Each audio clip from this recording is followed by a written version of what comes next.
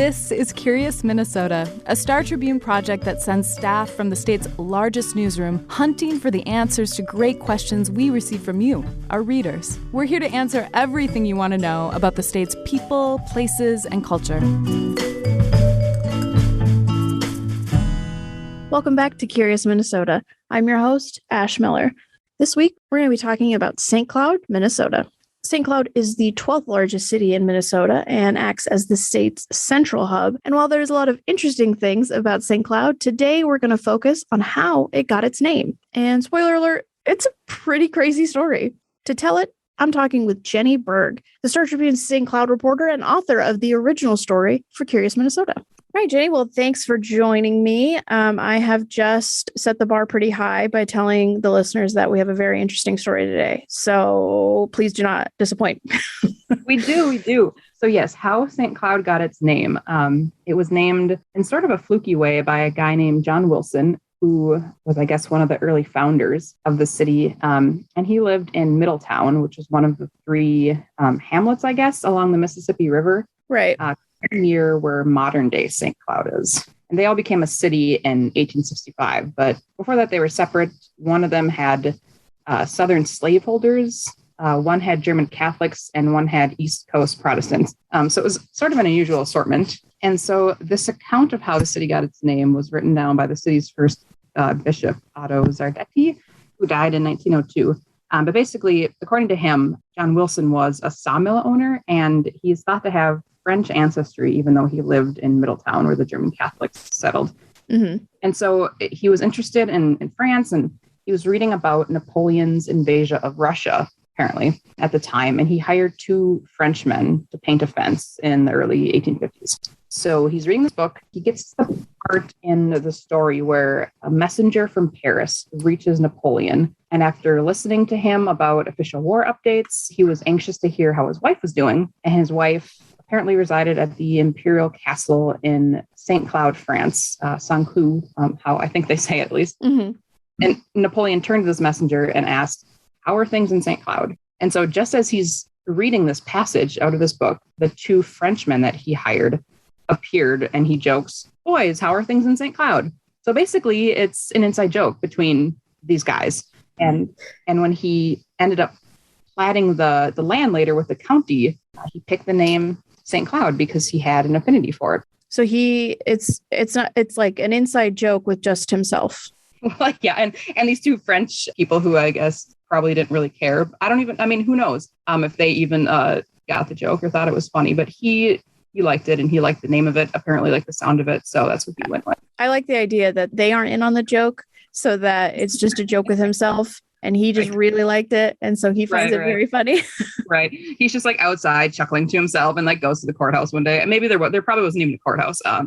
Well, maybe there was. I don't know. Apparently, Stearns County wasn't around yet, though. So it was with Benton County where he platted the land. And in 1865, St. Cloud got its name. Oh, interesting. So that's how the city got its name. It's named after, obviously, the city in France. And how that city got its name is an even stranger story, if you can believe. A bonus story. Awesome. Love that. Sorry, love the bonus content.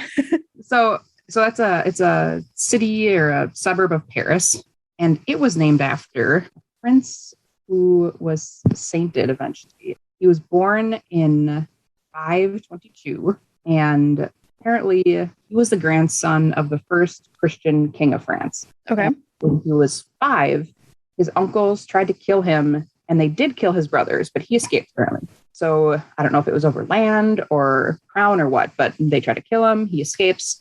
He comes back when he's 20. And at a religious ceremony in Paris, he asks for a pair of scissors and he cuts his long hair, which at that point is a symbol of royalty. And he renounces his throne. So then he takes up as a monk and he lives as a hermit for a number of years. So just decides that he doesn't want that life, apparently. Later, at the request of the people, he returns to Paris. And he is ordained as a prince. When he dies, he's buried at a church. Lots of people visit his grave. They attribute miracles to his name. It becomes a pilgrimage site, and the village changes its name to St. Cloud to honor this hermit turned prince. Who cut his hair like Milan. Yes, exactly. This is a very cinematic story. So that's why I'm pulling in so many movie references. It's Right, it has everything. Okay. Right. I know. I'm picturing like dimly light castle, and he's asking for the scissors, and people are gasping as he trims his hair. I don't know. And I don't know what miracles were attributed to him, but apparently, people like the dude, so he became a saint. And it gets a little bit weird with the connection then between the cities. So this story continues. Okay, great. Excellent. So in 1922, a St. Cloud bishop visited the church in St. Cloud, and it was in celebration of the 14th century anniversary of St. Cloud's birth. So he goes there and he returns to St. Cloud with a vertebra of the saint that they dug up from the church sometime before that, I think, to protect it, and a duplicate statue of the saint. And those can be seen in downtown St. Cloud in the cathedral. You guys just have bones on display. Bones chilling. When I went there, I didn't see them, but I think they're there. I mean, there's a little area for him with a statue. So if you have the bones of a saint, don't you think you'd kind of prominently display those? I'm not sure what bones that old really look like. So who knows? That's true. Maybe you did. Maybe they're just dust at this point. So you did see them. You just didn't know what you were seeing. It truly could have been. Yes. It was strange. I went there and it was, a little bit ago during more of the pandemic, and it's kind of eerie being in a church when you're the only one in there. So I was right and looking at the shrine and taking it all in. Apparently there's also a mural of St. Cloud, Minnesota in the church in France. The mayor, Dave Kleiss, said it's not really accurate. Okay.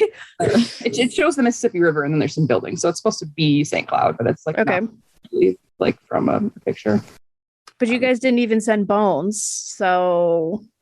Right. I know. Next time, I'll tell him that next time he has to send some. He has gone over there a couple of times, the mayor. I guess in the 1950s, when St. Cloud was celebrating its centennial, they became sister cities. So he's gone over a couple of times to meet with the leadership. That is so interesting. Sister cities. I think sister cities are so fascinating. Right. Well, yeah. And this is just like, well, we share a name. Let's do it. Apparently St. Cloud in Florida was named after St. Cloud, Minnesota, not even named after France. According to the mayor, after the Civil War, Union soldiers down there got to name a lot of the streets and cities. So they named them after cities and states and streets from the north. Wait, so homesick Minnesotans named a city in Florida. They might not have been Minnesotans, but they were Union soldiers. So yeah, they were. It's so interesting. There's just layers upon layers of this. I know.